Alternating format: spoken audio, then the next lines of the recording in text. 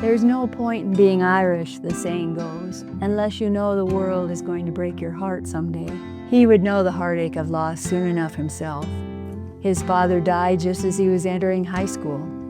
His classmates thought the reason he didn't participate much in extracurricular activities was because he was so bookish.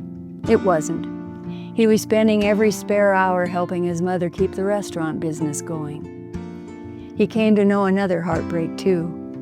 He was raised, as he put it, on the tail end of the comet that was Butte, the richest hill on earth, bustling with life, with possibility, with the American dream. Over the course of life, he watched that sparkle fizzle, sputter, hang on for dear life. So yes, he knew well that the world would break your heart someday, but he had the optimism of Butte, the ability to inspire of a teacher, the idealism of a Montana Democrat. And he had married Carol Griffith Williams, who matched him in values, talent, and leadership 10 ways from Sunday. They both knew a broken heart is not the end of the world.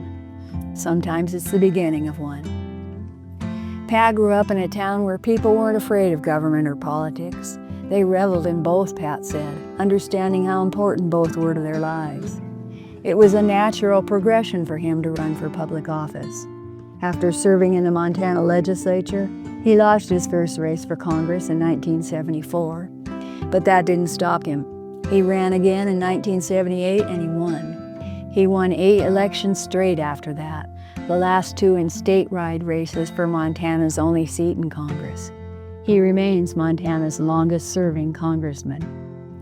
Many of his signature accomplishments defy stereotypes. Who could have predicted that Pat Williams, raised in the mining city, would become a fierce advocate for protecting Montana's wild and scenic places?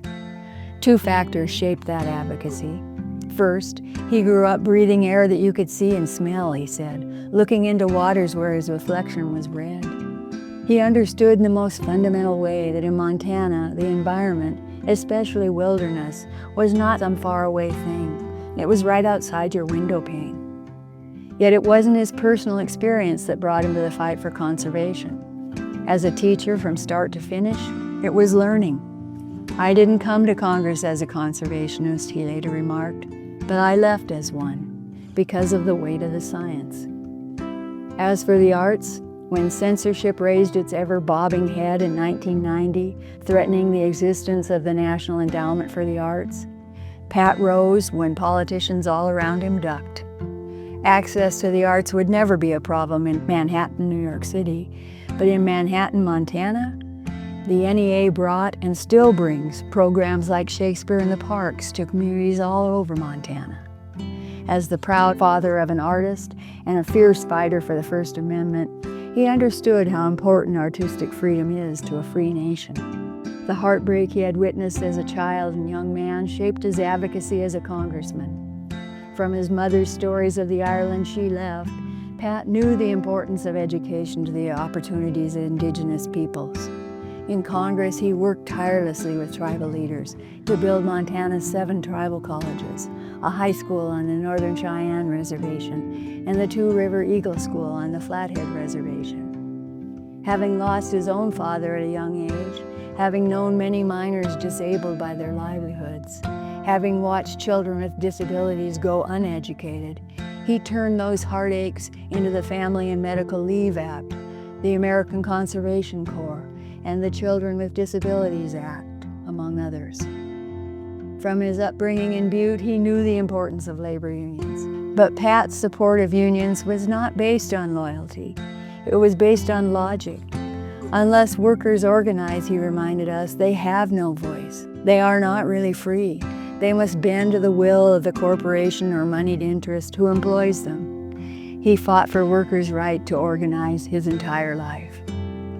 On June 25, 2025, our day of heartbreak came when Edwin John Williams, whom Butte renamed Pat, shed this mortal coil.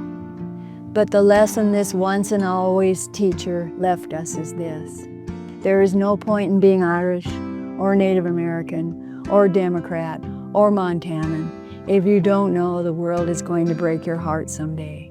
Of course it is. It's what you do before that heartbreak and after it. what you do because of that heartbreak and in spite of it. That's what makes a life not just great, but good. Pat, on behalf of the Montana Democratic Party, thank you for the greatness and the goodness of your life. May the road rise up to meet you, and may we always walk wisely in your footsteps. Thank you.